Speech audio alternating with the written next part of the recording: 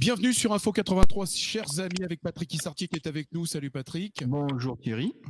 Alors depuis lundi, la France se déconfine petit à petit, progressivement, comme l'a souhaité le gouvernement.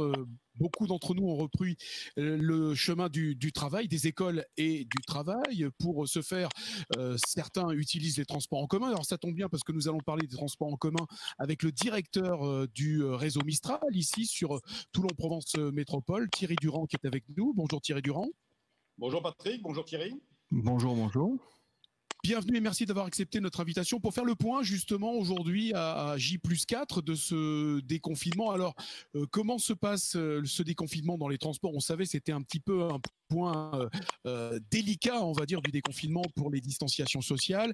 Comment êtes-vous organisé? Est-ce que ça a repris? Est-ce que la fréquentation a augmenté? Je sais que ça fait beaucoup de questions, Thierry Durand, mais on aura l'occasion d'y revenir. Oui, donc effectivement, depuis lundi, on est en mode déconfinement. Donc la première implication pour nous, c'est la montée en puissance du réseau. Donc aujourd'hui, on était avant, grosso modo, 35% de l'activité habituelle. On est passé à un peu plus de 70%, notamment sur les lignes structurantes, et 50% pour le reste du réseau, avec notamment les lignes maritimes. Alors, les lignes structurantes, qu'est-ce que c'est les lignes structurantes pour nous? Alors, les lignes structurantes, c'est celles effectivement qui ont la plus grosse cadence habituellement. Donc, on va parler de la ligne 1, de la ligne 8, de la ligne 3, de la ligne 6, de la ligne U, de la ligne 70. Enfin, voilà, les lignes qui, grosso modo, traversent un peu la métropole de manière longitudinale. Et vous montez en charge par rapport à la fréquentation? Comment vous montez en charge? Alors, effectivement, on a une fréquentation qui est en train de progresser, gentiment, mais qui progresse, effectivement. On est passé, la semaine dernière, on était entre 5 et 7% de fréquentation. On est passé à 10 lundi, et là, on est aux alentours de 14 aujourd'hui. Bien évidemment, c'est encore très peu par rapport à ce qu'on avait avant, mais d'abord, le déconfinement n'est pas ouvert à tout le monde, et notamment aux scolaires, et on sait notamment que les scolaires représentent la majeure partie de notre clientèle. Et ça se fera un peu plus tard, effectivement, dans le mois de mai. Comment ça se passe dans les bus concrètement? Est-ce que, alors justement, les règles, les consignes barrières sont respectées avec facilité, avec compréhension? Et comment avez-vous aménagé justement vos outils de travail, c'est-à-dire les bus? Alors aujourd'hui, on peut constater quand même qu'on a un taux de respect des consignes plutôt assez élevé. On est au-delà de 95%. Après, il reste toujours ces 5% à régler. Bon, qu'on peut constater en heure creuse et souvent avec des jeunes ados qui vont revérifier que leurs centres commerciaux préférés sont rouverts. Comment ça se traduit dans les bus? Écoutez, la distanciation a déjà imposé une règle importante, c'est que l'on met moins de monde dans le bus aujourd'hui que ce qu'on en mettait hier, puisqu'il doit y avoir à peu près un siège sur deux d'occupé et 1 mètre à peu près entre chaque personne.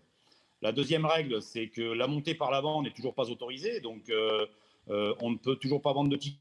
Mais à ce titre, je rappelle quand même, et je me sers de votre antenne pour vous dire que la présence à bord d'un véhicule n'est autorisée que si on a un titre de transport, et si on n'en a pas, on peut être sujet à verbalisation.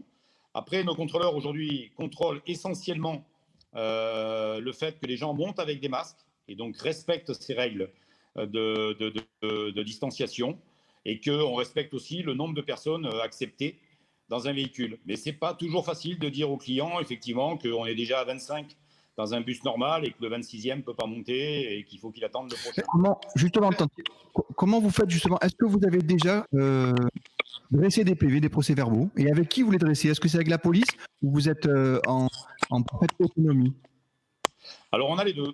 On a des contrôles seuls et des contrôles conjoints avec les polices, qu'elles soient municipales, à la Seine, à Toulon ou ailleurs, mais aussi avec la police nationale. Le parti pris qu'on a choisi pour cette semaine, c'est d'être dans la pédagogie. Donc aujourd'hui, on explique aux gens que c'est important de garder le masque, que c'est important d'être séparés les uns des autres, que c'est important d'être en règle dans le réseau. Et donc, on va maintenir cette position jusqu'à la fin de la semaine. On va peut-être même la prolonger lundi et mardi prochain avec la montée des élèves des collèges dans les véhicules pour continuer à être pédagogique. Et puis, en fonction de la réaction, c'est-à-dire que si on s'aperçoit que le masque est bien porté, écoutez, on arrêtera d'être dans la pédagogie et puis on reprendra notre rôle de contrôle. Et si on s'aperçoit aussi que les gens ne prennent pas de tickets régulièrement ou systématiquement ou ne présentent pas de titre de transport, eh bien, on reprendra notre mission de contrôle à partir de lundi. Est-ce qu'au niveau du règlement des trajets, parce que on a cru comprendre que pendant le confinement, il y avait une certaine souplesse de votre part, les transports étaient quasiment gratuits, même si c'était pas la règle. Parce qu'aujourd'hui, tout est rentré dans la norme et on est sur des trajets payants, bien sûr, et tout est rentré dans la normale, est revenu à la normale avec ce déconfinement. Alors effectivement, la précision est importante. Non, les transports n'étaient pas gratuits. La présence dans un véhicule était obligatoire avec un type de transport, que ce soit un abonnement, que ce soit un titre unitaire, une carte d'e-voyage. C'était indispensable. Mais comme effectivement, on avait considéré qu'il était difficile d'effectuer la vente à bord, on avait demandé à nos équipes contrôle d'être un peu plus souples sur le contrôle des titres. Certains ont pu prendre ça pour de la gratuité, mais ce n'en était pas. Aujourd'hui, la présence du titre est toujours obligatoire. Hein, c'est une marque d'assurance, c'est très clair. Aujourd'hui, nos contrôleurs sont portés plus sur le respect des règles de distanciation et des règles liées à la mise en place du déconfinement. Mais la présence d'un titre de transport, la présentation d'un titre de transport et la validation restent la règle. Alors, on a évoqué ce confinement, cette période qui est maintenant derrière nous, en tout cas, on l'espère pour à jamais d'ailleurs. Comment se sont comportés justement les salariés, vos collaborateurs? Est-ce que ça a été facile, ça a été délicat pour eux? Est-ce que vous avez eu des retraits? Est-ce que vous avez eu des hésitations dans vos personnels pour assurer leur mission? Ou pas du tout, ça s'est somme toute bien passé? Écoutez, ça s'est plutôt bien passé. On a toujours eu plus de volontaires que de services à offrir. Donc ça, c'était quand même plutôt assez plaisant de la part de nos personnels, très investis. Quand on a proposé à certains le travail à distance, ils ont aussi validé. Mais globalement, nos conducteurs qui étaient présents tous les jours sur le réseau l'ont fait avec bienveillance et ils l'ont fait régulièrement.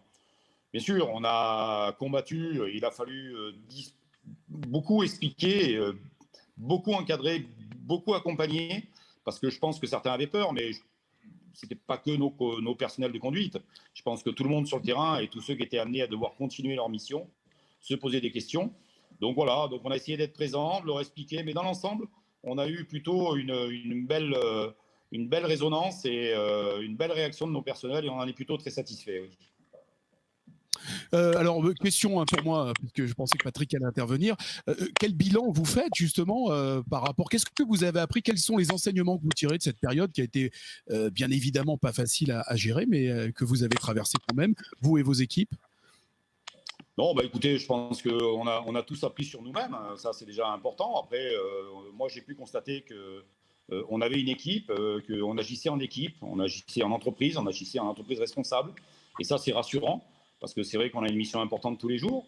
Voilà, après, je pense que comme tout un chacun, dans toute aventure humaine, on apprend un peu plus des autres, on sait sur qui on peut compter, on sait sur ceux qui auront un peu plus de mal à nous suivre. Enfin, ça, c'est humain. Et dans une entreprise comme la nôtre de 750 à 800 personnes, oui, on a à peu près tous les cas de figure, quoi. Donc, Thierry Durand, est-ce que justement cette expérience, malheureuse, mais une expérience quand même pour tout un chacun, est-ce que vous faites partie des entreprises qui allaient insister et développer le télétravail, par exemple, pour certains services? Écoutez, en tout cas, c'est un des enseignements qu'on en tire, effectivement, c'est qu'on avait à un moment donné un peu plus de 20 à 30 personnes en télétravail, que ça n'a pas forcément beaucoup bloqué le dispositif. Que l'entreprise a continué à fonctionner. Donc, je pense effectivement qu'on peut envisager sereinement et sérieusement de réfléchir sur la continuité de certains postes en télétravail. Tout à fait, oui. Thierry Durand, vous êtes dans une économie de marché. Comment vous allez résoudre l'équation avec peu de fréquentation et avec une charge de travail, une charge de personnel qui est quasi identique? Écoutez, c'est une des questions qui va nous occuper effectivement ces prochains jours. Je pense que dans un premier temps, les actions qui ont été mises en place par le gouvernement, notamment je pense au chômage partiel, la baisse des charges, puis aussi des conjonctures comme la baisse du carburant et le fait qu'on ait fait moins de kilomètres, a pu nous permettre de faire face pendant ces 2 mois de confinement. La question va se poser maintenant, c'est que effectivement, en accord avec la métropole, qui est quand même notre client là-dessus, hein, on a augmenté l'offre et on sait aussi que les recettes ne vont pas augmenter de la même manière, en tout cas aussi rapidement, que le but c'est d'y arriver le plus rapidement possible. C'est pour ça qu'on insiste sur le fait que la vente de tickets et la présence d'un ticket, la présence d'un titre de transport est indispensable, va être le problème que l'on va rencontrer, qu'on va essayer de résoudre. On a déjà plusieurs solutions, puisqu'on a accepté que nos dépositaires, 120 sur l'aire de la métropole, qui habituellement ne vendent que des titres d'e-voyage, puissent vendre des titres unitaires. Nos agences commerciales qui ont ouvert aussi depuis le lundi 11 mai vendent aussi des tickets unitaires. On essaie de trouver des solutions et on essaie effectivement de rattraper notre retard. Ce qui est d'autant plus dommageable que depuis un an et demi, on avait une affluence qui grossissait de manière importante et on avait aussi des recettes qui progressaient et qui montraient donc que notre réseau s'inscrivait de plus en plus dans la vie des usagers et on en était assez fiers. Donc il va falloir qu'on retravaille là-dessus, bien évidemment, en tenant compte que nos charges vont augmenter un peu plus rapidement que nos recettes, c'est clair. Mais avec ça, on a un partenaire qui est la métropole et on discute tous les jours avec eux, aussi bien sur l'offre que sur l'équilibre économique. Parfait, Thierry Durand. On vous remercie d'avoir répondu à ces quelques questions. Promettez-nous de revenir sur Info 83 pour refaire le point lorsque la situation sera peut-être complètement dégagée. On parlera notamment des liaisons maritimes. C'est aussi important avec l'afflux, notamment, on l'espère, de touristes dans notre département et sur l'aire toulonnaise. Thierry Durand, prenez soin de vous. Merci et de vos équipes aussi. Merci à mes équipes et puis merci à vous deux. Et effectivement, promis, on revient avec des bonnes nouvelles. Merci beaucoup. Portez-vous bien. À bientôt, Thierry Durand.